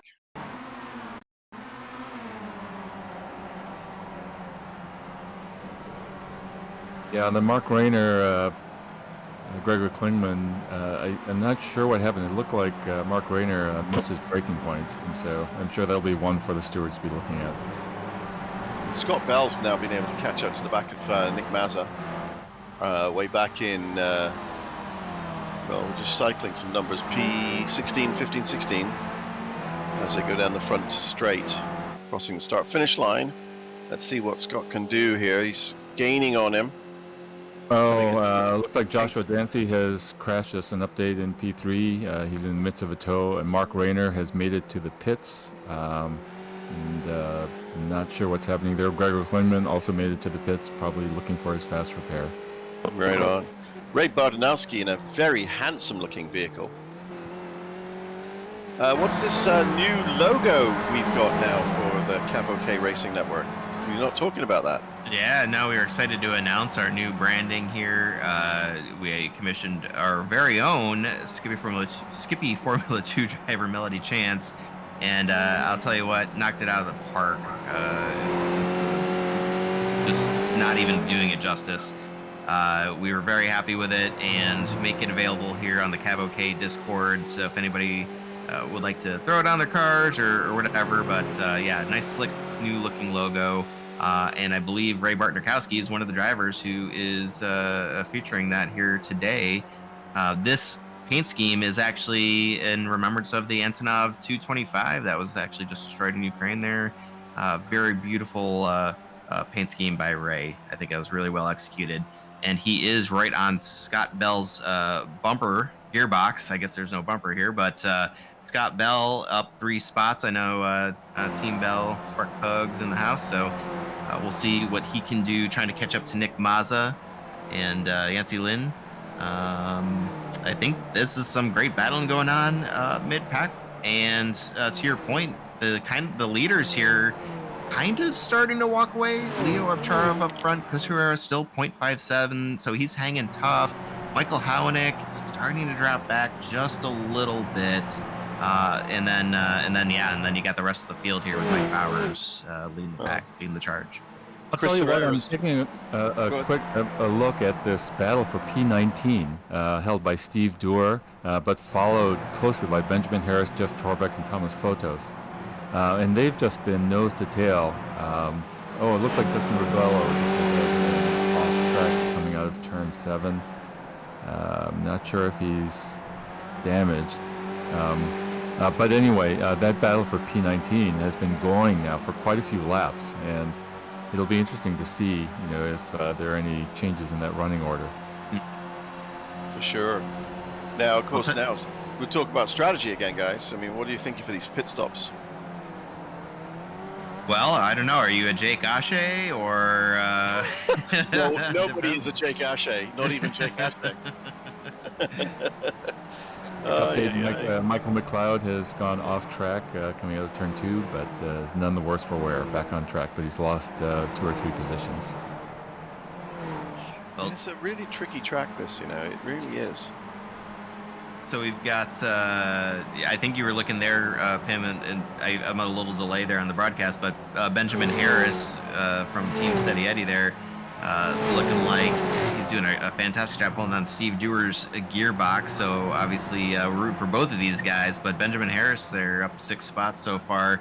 I believe is our, nope, I take that back. Aaron Law a little further back. He is our hard charger for the moment up there in P23, up 8 spots. Yeah, and this is a really neat little racetrack. Unfortunately, it doesn't exist anymore. It was actually built by, I don't know if any of you guys follow Formula One, but do you remember George Murray, who used to do broadcasting for Formula One? Past Of course, yes. 2, I think it was. He passed. Oh my gosh! Who lost it just there? And Benjamin Harris just went, had a Exactly. rude moment in T2, but that's caused him to lose a couple of positions. But I'll take the blame for that one. I'm sorry. Yeah, so it's just saying, you know, Oran, so George Murray and Jack Allen actually designed and started this racetrack in 1962. Unfortunately, it got closed in 2010 and was then developed. It's now housing. It's in. This is actually in Australia, New South Wales. A lot of people, for some reason, think it's in the UK, but it isn't. It's an Australian track. And I don't know if you guys have ever heard of a Singer car, but that was the cars they used to race on here originally. I think they could only do about 8 miles an hour. You know, Ian, I think legally you have to have an accent like yours to explain the history of this track in particular. It is the law. Hey, and by the way, a Singer car only goes 8 miles an hour. So you put me in that new Mercedes W13, and I can only go 8 miles an hour. Does that make it a Singer car, or is that just me being bad? Is that, I don't understand what comes first here. Just a quick update here on the race, since we do have a race going on. Oh, there's a race going on. Yeah, so we do have Leo Oftrov and Chris Herrera now who have broken away. They have a 3-second lead over P3, Michael Howenick. And so Leo and Chris are nose to tail, battling for the lead. And then we have an epic battle for P4 between Mike Bowers, Sam Devantier, Pete Mobradin, Jeff Snavely, and Philippe Jeté. And so that is our top 8. Then followed to round up the top 10 is Max Giacomo and Gurkan Demir, just also very, very close together. Chris Stewart and Alex Othon. Look at that stuck race. Together like glue. Holy cow. Yeah, RJ McKenzie and Carl Dronke in 13 and 14 also just completely stuck together. I don't even know. Oh, that I is want a to watch camera here. view. I'm liking that one, Pim. That looks awesome. Pim's really stepping up the game here. We're gonna have to start paying him a little bit more. I think we should double his salary. I'm not Well, this sure is- if there's an issue with Michael Howenick. He's really been dropping back, and now that P4 group of Mike Bauer, Sam Devantius, Pete Mobradin, Jeff Snavely, and Philippe Jeté have really caught up. And guys, while you were talking, Chris Herrera actually passed Leo Okdarov. I do think that's a notice up there. Chris Herrera did that in the long straight and is now ahead. Do you guys think he can hold on to that? It's going to be interesting. He just put down a 1:13.09. Yeah, that's ridiculous. We were talking earlier about how they were in the 112s. Well, shoot, fellas, we're almost there. We almost are. Well, maybe now is the time to ask if Leo Ostrov is showing some fatigue. He had quite an intense racing day today, didn't he? Yes, I was going to say, did. he probably put his much of his prowess there into the official Skip Barber series race that was broadcast at what was it, 3 this afternoon or so, somewhere in that range. But unfortunate result for sure. But we were very, very proud of Leo, and we had a whole group doing a live stream, watching, cheering him on. So we're very proud to call him one of our own, and wish him all the best in the future. yeah, that was really awesome to see. It certainly was, and it was exciting to watch that race as well. Although I think that they need to come and race with us because they certainly weren't clean. You know, I That's mean, true. we were giving them cat fours. I mean, come on, man. As Well, Leo is catching up with the back of Chris Herrera. And, yeah, I was gonna say that this is you knew this wasn't gonna last too long with these two heavy hitters here, but yeah, to your point there, Here he Peter. goes.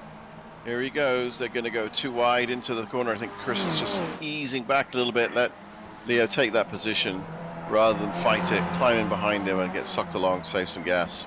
Yeah, there's really no safe way to be defensive there, and so I think Chris is just driving smart. And you know, the draft effect is such that they can be swapping back and forth for a while. Yeah, which means that you want to be in second at towards the end of the race, really, don't you? Yeah. Just looking back, a battle for P15 with Nick Matza and Jan C. Lin. They've been also just trading spots every once in a while, just being very, very close. It looks like Nick is starting to pull a little bit of a gap. This is pretty much the biggest gap that he's had, I think, over the last 3 or 4 laps that I've been keeping an eye on them. And behind them is Steve Dewar and Jeff Torback also fighting tooth and nail for P17 and P18.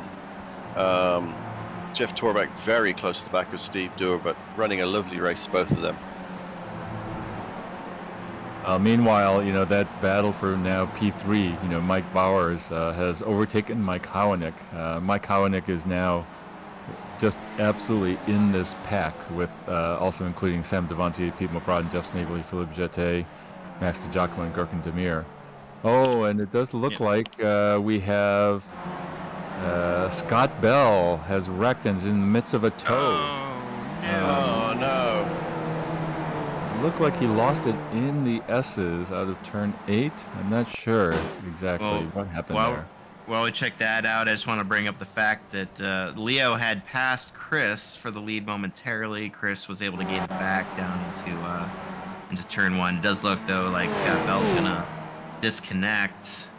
Maybe I don't know, Peter, the potential equipment issue again? I don't know. It looks that way. He didn't hit anything. He just kind of ran off the track. Yeah, it was strange, as though his wheel stopped turning the car. Oh, and there's a car in the... Is that Andrew Cole? Justin Rebello. Justin Rebello.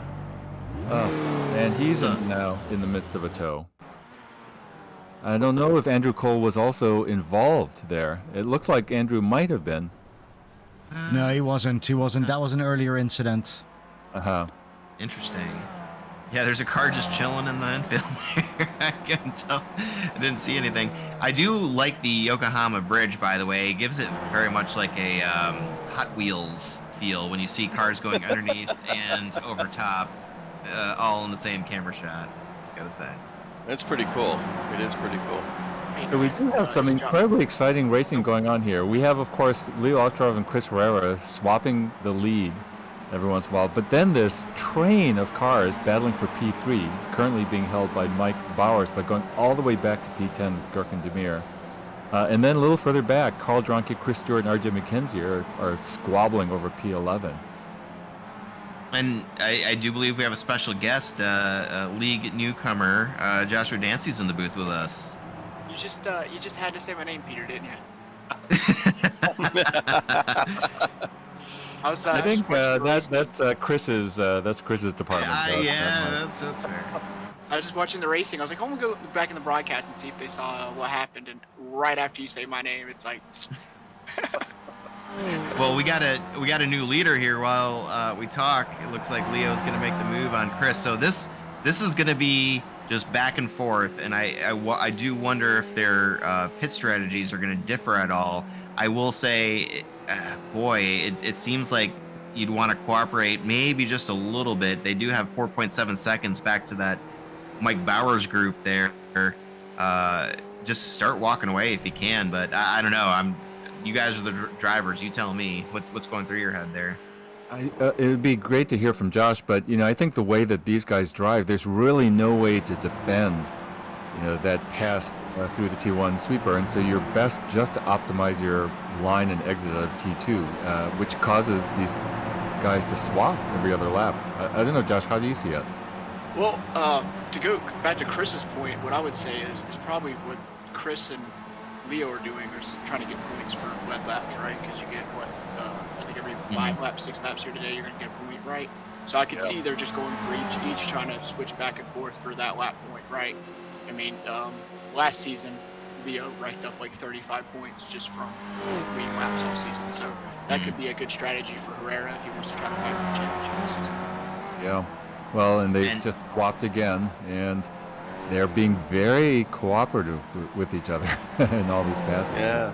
And it seems like they've been running an awful lot of laps, but no one has yet pitted this. We're at 16 and a half laps run. Yeah, it's 2.7 tonight, so it's you're going to be able to run I'd say 25, 26 laps probably. It's on the one stoppers, our pit strategy is a little bit later.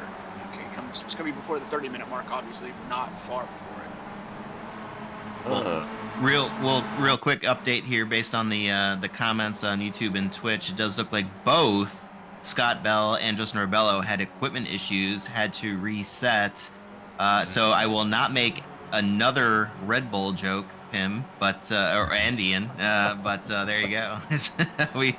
We're sorting stuff out as this new season dawns. But yeah. And as the leaders come around for another lap, they again swap. And except for the colors of their car liveries, you would say that it was a instant replay of the previous lap, and it's going like this pretty much every other lap. Yeah, I mean, they've got the crazy thing is they're doing that and then still gaining gap. They're up to 5 seconds now. That's insane. Just about, yeah. Well, that battle for P3 continues to rage on. It really hasn't shifted now in quite a few laps. Mike Bowers continues to hold down P3, but it again goes all the way back to P9 with Gurkan Demir, and they've just really stayed close together. They have, and I mean, Carl Dronke and RJ McKenzie, Chris Stewart are having their little battle, and then there's Nick Mazur and Yonsei Lin having their little battle. That's still going on. Steve Dewar and Jeff Torback are having their little battle. That's still going on. Aaron Law's trying to join that party. And then behind him is Thomas Fodos and Benjamin Harris with Ray in the new livery. Kind of on his own a little bit, but trying to catch up to the back of Thomas Fodos. And then there's Jason Berkheimer on his own and Jason Green, number 2. A quick update, Chris Herrera has just on schedule has retaken the lead coming out of turn 1. Carl Dronke and RJ McKenzie will be going down pit road for their pit stops. So we're Just starting to something see to look out some... for. Just something to look out for. Carl did start pretty far back tonight. I was behind. I think I was either behind him or right in front of him. So he's kind of going to be on a little roll trying to go through the field. I'm not sure what he made it up to before his pit stop, but I think he might have been around the top 10 from Yeah, 17th, he's 17 right now. As he's leaving the pits, let's see where he comes out. Trundles down at 31 miles an hour. It pops out in P23. Jason Berkheimer now in the pit lane.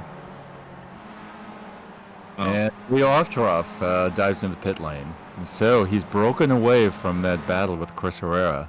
It'll be super interesting to see how this plays out. Yeah, Chris stayed out. Chris Herrera, who just set the purple lap of 113.05. And the big train, Mike Bowers, Mike Kowanek, Sam Devontae. Did you just call Mike Bowers the big train? Is that the new I'm not calling him anything he wouldn't call himself. Thomas Fotos, Ray Bartnikowski, and so we are starting to see quite a few takers for their refueling stops. Yeah.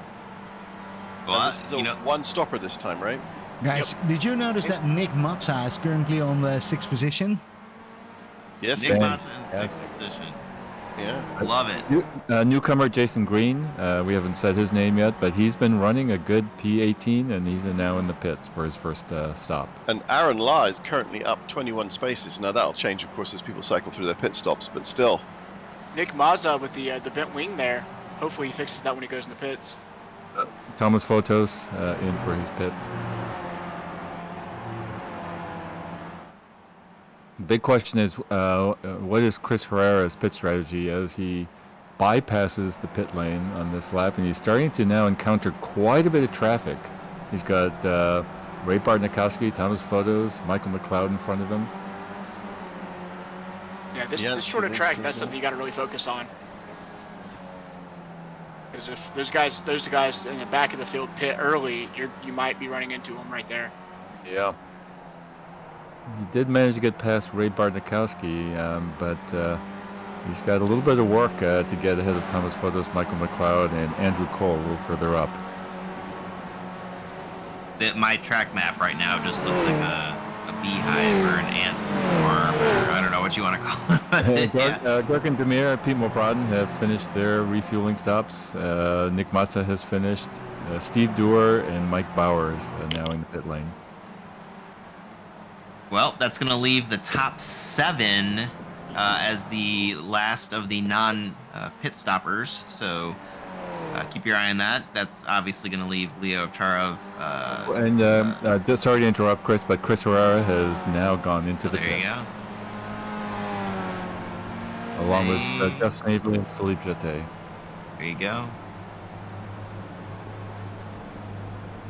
Oh, and Looks like Jason Green in the pits a second time. I'm worried now that Jason may have had a pit speed violation on his previous stop. Yeah. We'll have to see what happens. And I'm watching Yancey Lin, who is now in P1 because he hasn't stopped. But I don't know how much longer he can go without stopping. So Leo Ovcharov is coming down the front straight. Chris Herrera has been released from his pit box. It's going to be very close. It looks like Chris Herrera might retain the lead. Edge him out, even though he's got he had the momentum, but unfortunately that's where the turn is. And I think they're just going to resume their P1, P2 battle here now. It looks like Jason Bruckheimer has gone off track in turn 9. Aaron Law as well, maybe. I can't see. I don't think there's any damage. No, he's popping himself back up. Yep. I'm just waiting to see if Yancey Lin is going to pit this lap. Surely he has to. I mean, I can't. Yeah. Yes, in he goes. There you go. All right. I was getting very concerned that he was going to just go and run out on the track. Just a quick update. Battle for P11 held by RJ McKenzie, Chris Stewart, and Alex Othan, hot on his tail. And to my eye, it looks to me like Chris Stewart might have some pace on RJ McKenzie, but RJ is really holding his own. And we have a new leader. Once again.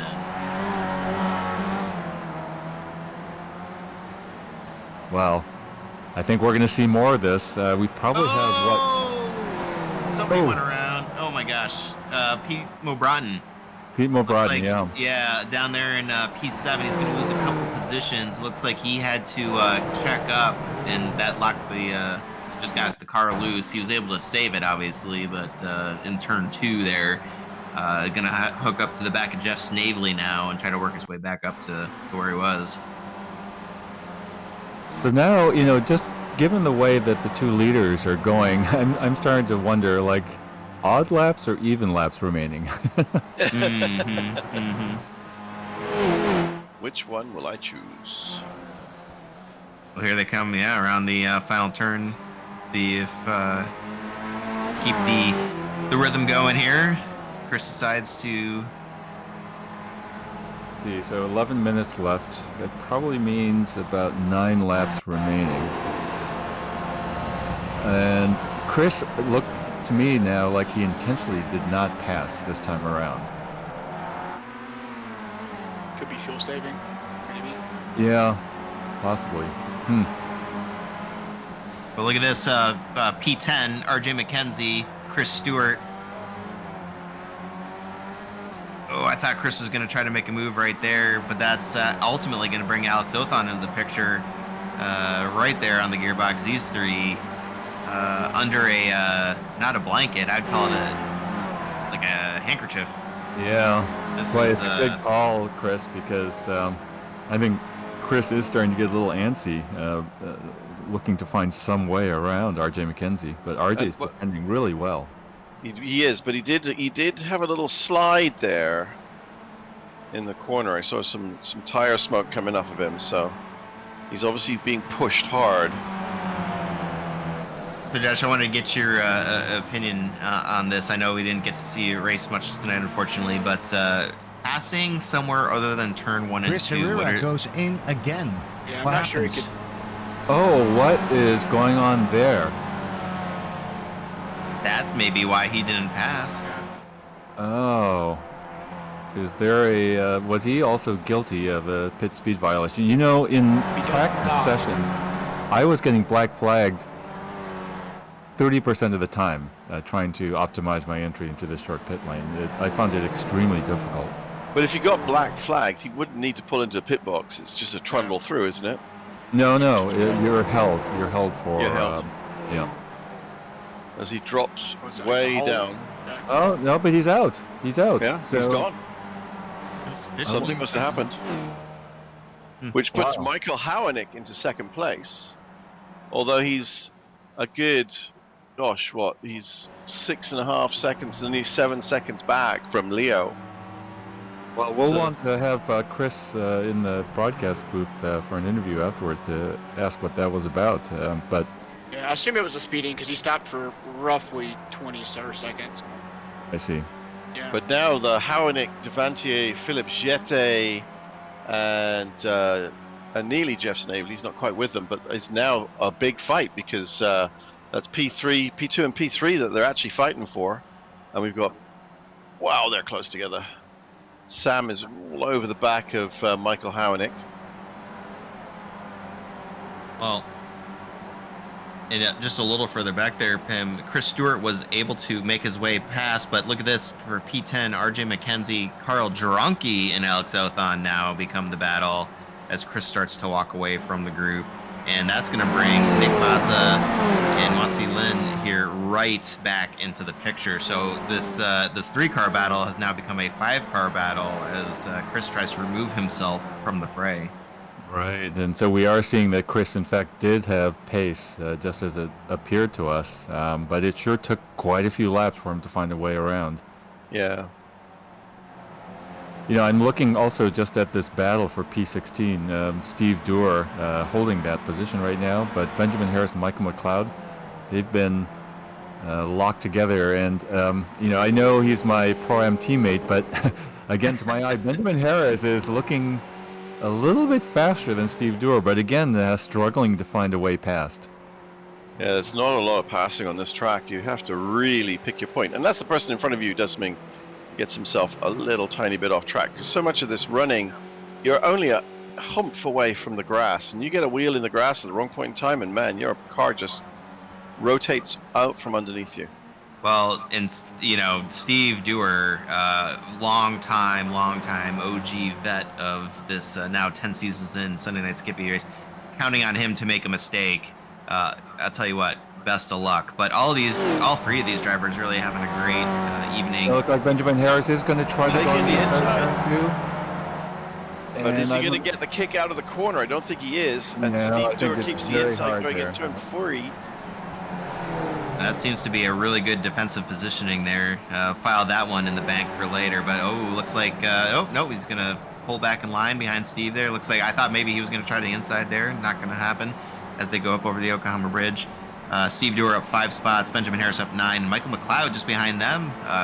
Maybe looking for a spot to pass here. He's up 14 positions. So your hard charger for the moment. And McLeod looking very racy in the back of Benjamin Harris there. Just a quick note on Steve. He is our only member with over 100 races in SNS so far. Wow. He's That's 103. Unreal. He was 104 tonight. It's incredible. Yeah. He is a centenarian.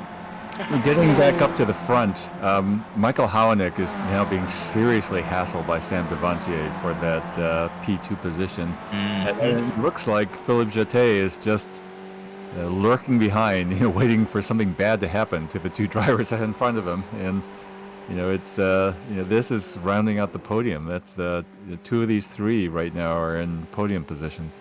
And Pete Brodden is catching up to the back of Jeff Snavely. If they work together, they've still got maybe enough time to catch up with that group ahead and make it a ding-dong battle with 5 cars. Just a note on the Steve Durr, McLeod, and Harris race. Harris had a little contact with McLeod. McLeod made a move on him. And now Mal McLeod is trying to make a move on Steve. There you go, a little bit of shake up back there. I'm in the mid-pack. But, holy cow. Looks like, nope, never mind. I thought Max and Jackman was going back. Yeah, this is going to be great. We've got 4.5 minutes remaining in the race. Looks a little further back here. RJ McKenzie in P10 or P11. Alex Othon, Nick Mazza. Looks like this is going to be a battle down into turn 1 here. And they're going to just keep it sorted here for this lap by, but that's not going to be the case here because we are running out of laps to just kind of hold back and wait. Yeah, and before we go to the end, I do want to mention Kyle Reed. He's not racing today, but is very important for our community. He's currently running for community manager in iRacing for the skip. If you haven't voted yet on the forums, please do. And while I say sorry, that, Pim. I do see that Sam Devontier made a big mistake, and immediately the whole pack goes by. I think he was shocked as well that Kyle Reed still wasn't in the lead yet, but he's nearly there. So please, if you have some time, it's a 5-minute job. Go to the iRacing forum and vote for Kyle Reed. He would highly appreciate it. And while I say that, how's Michael Hownick doing? Because he's feeling the pressure of Jeté or not? No, Jeté's too far back from him now. Yeah, I think now there's it's a battle between Philippe Jeté and Jeff Snavely, Pete Mulbrodden for P3. I wanted to say for the record, especially to Josh Dancy, that I did not say Sam's name before that. Just get that on the record. I like it. Oh boy. Oh, we got side-by-side racing here. Back in P13 there, Pim. P13. It does look like Wansi Lin is going to pass Nick Mazza. Well, they keep on fighting with each other. And a little further up, Steve Dewar and Michael McLeod. Michael McLeod really trying to make that work there in P16, so maybe further back is what I meant there. But yeah, and Benjamin Harris hanging on tough there. It does look like Michael McLeod's ultimately going to make the pass on the outside. Steve is going to hold up to facilitate that just a bit, and then Benjamin Harris is going to have to check up as well. So these three reorder once again. Oh, and Carl Dronke off track, and now in P14, slow off the pace. Oh, Philippe Jeté is coming into the pits. I'm not too sure what that's about. Is he short on fuel?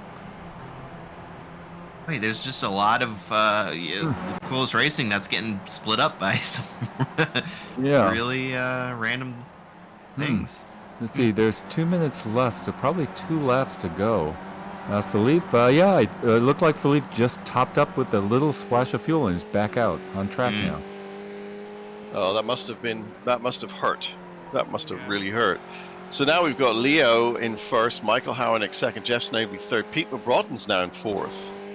Sam Devontier behind him in fifth, Gurkan Demir in sixth, Max de Guacamo in seventh, Chris Stewart in eighth, RJ McKenzie in ninth, Alex Alton in 10th, Nick Mazza in 11th, Jan Lin in 12th, Carl Dronke 13, Jeff Torbach 14, and Michael McLeod will bring up your top 15.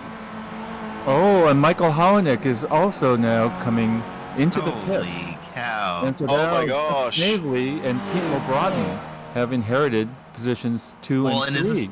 Are we on the white flag? We are on the white flag lap, Yeah. and I think they were short again on fuel. Oh, That must make you want to cry. Well, Now Leo, Pete is catching the back of Jeff Snavely on this last lap, so let's see what happens here. Do you think Pete has any chance of getting by him? He's a little bit back, but not far.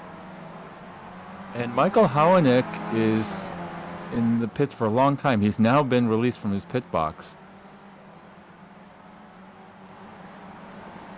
Wow. Just a note to how competitive this field is. I mean, these guys are going in for basically top-offs of fuel, and they're losing 18 spots. Yeah. That's insane. It is. It's heartbreaking. Leo Ovcharov is making his way around the final turn, turn 12. He's on the front straight. And a commanding win by Leo Ovcharov.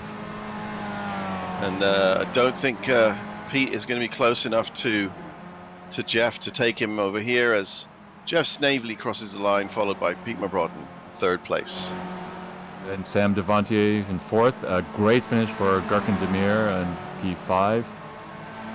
Chris Stewart, Max Guacamo, Chris Stewart, and then RJ McKenzie crossed the line, soon followed by Alex Othon, Nick Mazza, and Yancy Lin. Carl Dronke's off over the line, and now Michael McLeod bringing up P13, Steve Dewar P14, Howanick in P15, Philip Jete Jeff P16. Orbeck and Benjamin Harris in the pits. Guys, I do want to make sure we're still driving. We're still in the last race. Leo is still coming into the last laps, and he's going to finish up right now. So he did not receive the white flag then before. So that means that Jeff Snavely and Pete Mabrodin are still locked in Mortal Kombat here. wow. So And Pete we're, is we're well really good at over. this, guys. Pete was so close just a second ago, backed out just a little tiny bit, but he's really close now. Now And we he pulls have wide. And there we go. Is that it now? Was that the holy You get what you bananas, pay for, Batman. folks. I tell ya. This is a lot like the Skippy Formula 2 race where, I think the leader was able to extend the race by a lap. Yes. Yeah. Jeff Snavely still racing here. And Chris Herrera, Thomas Photos in a great battle there for P17 overall. I'm sure not the evening that Chris wanted there, but Tom Photos giving a little bit of bits there right at the end.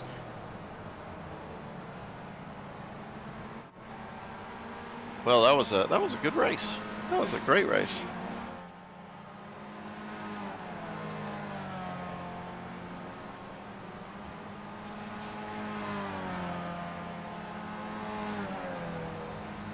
As they all go piling into a wall somewhere. What a race. But, it was also a race where mistakes, I think, played a big role. And mistakes in that tricky pit entry. And then, of course, mistakes when you touch the grass or the dirt on the side of the So track. easy to do. So easy to do. But yeah, what an entertaining evening that was. Oof, I feel quite exhausted. Well, let's bring our race winner, Leo Ovcharov, into the booth. Leo, congratulations. What a fantastic drive. Hello. Thank you so much. First thing I think we all want to ask you, we do want to ask you about your race now, but first question is, aren't you a little tired today? Yeah, I'm very tired actually. A lot of racing today. I think what we need to do when we talk to you now is to put your photograph up on the screen. I think we should be No. doing that. No, everybody knows what I look like. I hate it. Just in case the viewers missed it, Leo Ovcharov qualified for the official Skip Barber Formula IR04 series, and that kicked off today. And Leo, you qualified well. You had a little mishap in the race, but I think you really showed up well. So congrats for that. Thank you. Yeah, I had a lot of fun. Hope looking forward to next week. Right. So I don't know. Maybe hand off to Chris. You want to ask about this race? Yeah, so talk to us a little bit about what the strategy was. I mean, we saw some, it just seemed like a lot of random things. It looked like early on, it was just a rinse, wash, repeat. You and Chris kind of trading positions, I assume, for the lap lead total there, but just kind of walk us through what your thought process was. And then all of a sudden, he wasn't there anymore. He had to go down pit road again. Yeah, I mean, I know Chris always wants a good fight, so I was more than happy to go at it with him, and it was a lot of fun. I honestly do not know what happened. I think he had a much better pit stop than I did. I was pretty conservative going into the entrance because I didn't have too much practice with it today, and I don't know. I honestly don't know. You'll have to ask him. It sucks though. I wish he was there. That was a lot of fun. You guys talking about me? Yep. Hey-o, there he is. Oh, this is awkward. No, this is a lot of fun watching you guys battle back and forth and trading positions, but we didn't get a good sense of what the heck happened there at the end to put you down at pit road a second unplanned time, I assume. Oh man, that was just good old-fashioned human error. This is the first week I've been racing without the auto pit speed limiter because the pit lane is so long, and I saw last season especially a lot of people were getting a lot of advantage on that. So I've been practicing all week, and then everything went great until the pit exit. I was so excited to be out ahead of Leo, I just totally forgot that I had to limit my speed, so stop and go. Oh no! Yep, I've been there. But up until that point, it was such a fun race. I think, up until that, it was everything that I was hoping for after, racing Leo in the public races as well as a lot of the other guys. So I'm hoping this is a sign of things to come for the rest of the season, even though this was an unfortunate finish for me. But congrats to Leo and, everybody else on a really fun, great race. Leo and Chris, one of the things we were watching is for many, many laps, you two were doing the same thing lap after lap after lap, basically swapping the lead. Every other lap, coming through the turn one sweeper. What was going through your minds? Were you guys working together? You were really pulling out a big lead over P3.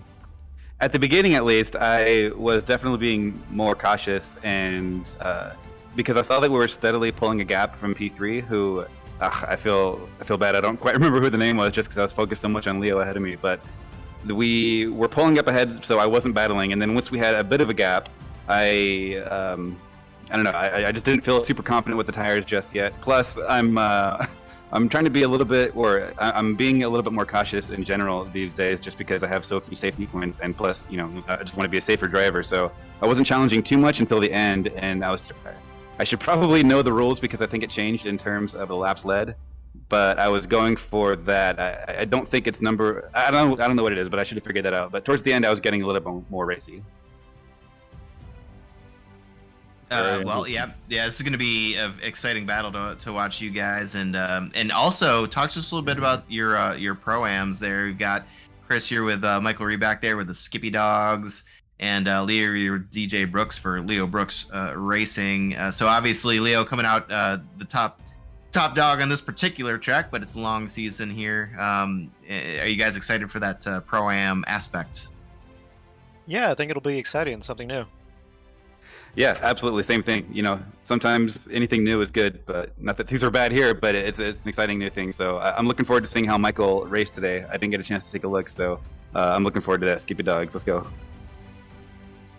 Yeah, I'm gonna enjoy like the mentorship aspect of it as well. It should be fun. Absolutely, and we're looking forward to it too. I think we're going to see an overall increase. Obviously, not that it needs it, but that field's going to get tighter and tighter and tighter, which is good for us as broadcasters. We like having a lot of good racing to watch and to cover, and I think that this is going to be an overall huge boon as we bring this sort of pro-am. It was in a different form before, but I'm really looking forward to it. Also on a pro-am team, Nick Mazza, who ended up taking home a top 10 position, up 6 spots, I believe. He's on a team with Dan Pagowski. Nick, talk to us about your race. That was a ton of fun. That was my first SF1 race. That was way different than pubs or SF2. And holy cow, was that a crap ton of fun. I mean, nose to tail a lot of the time, battling with dudes the entire time. It was a blast.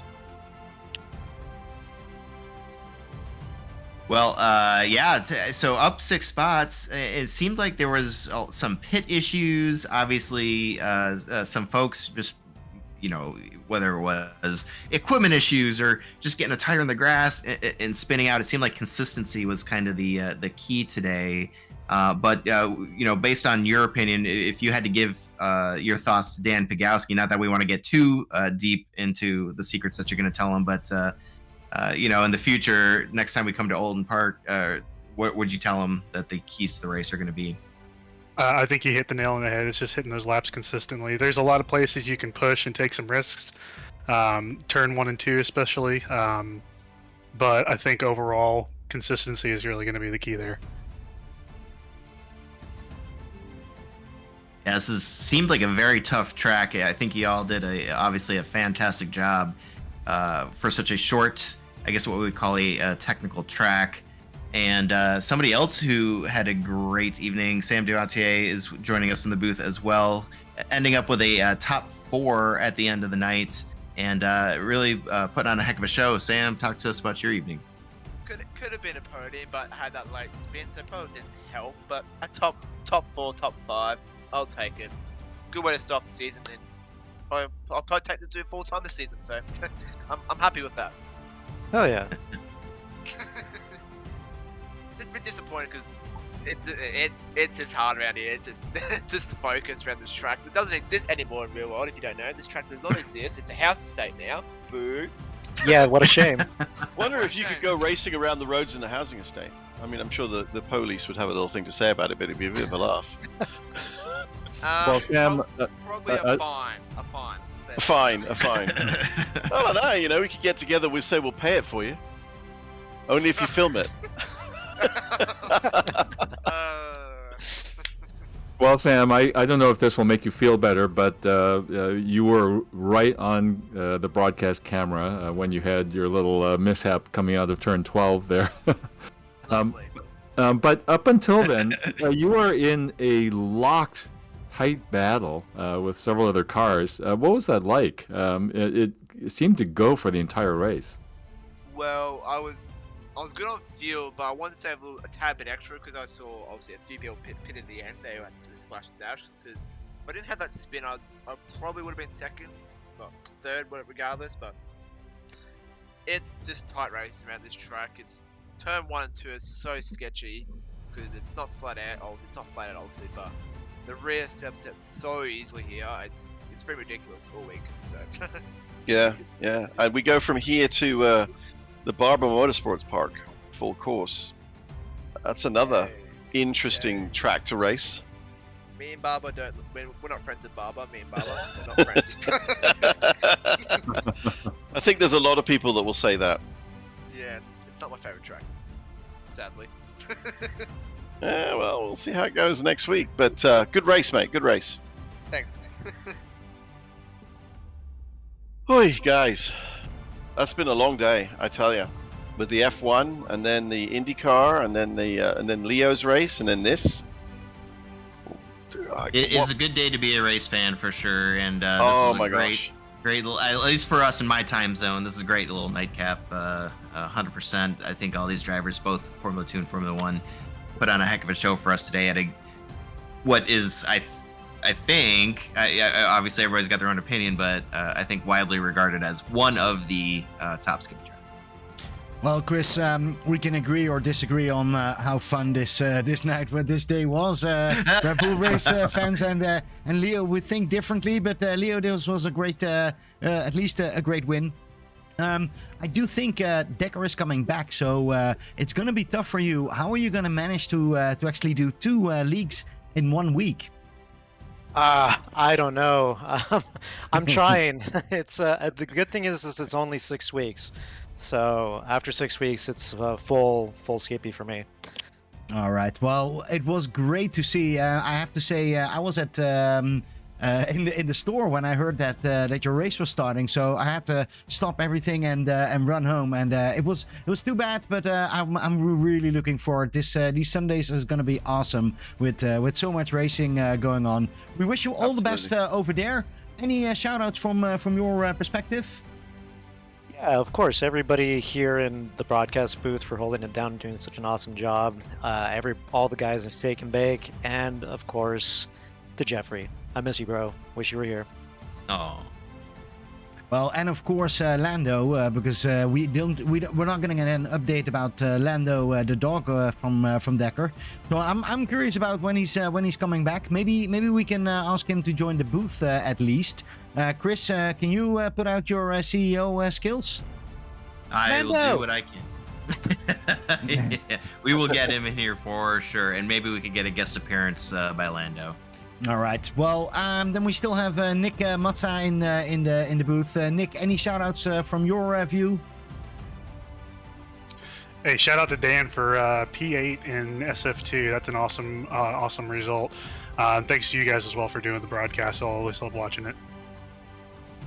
Yeah, Nick, and now you have to quit the skip for a week because we're going to be together in the GT3 Ferrari Sebring 12 hours. Looking forward to race with you.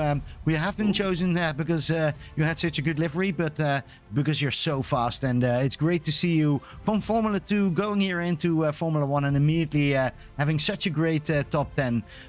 Great place, and we were looking forward to the next races for you. Thanks very much.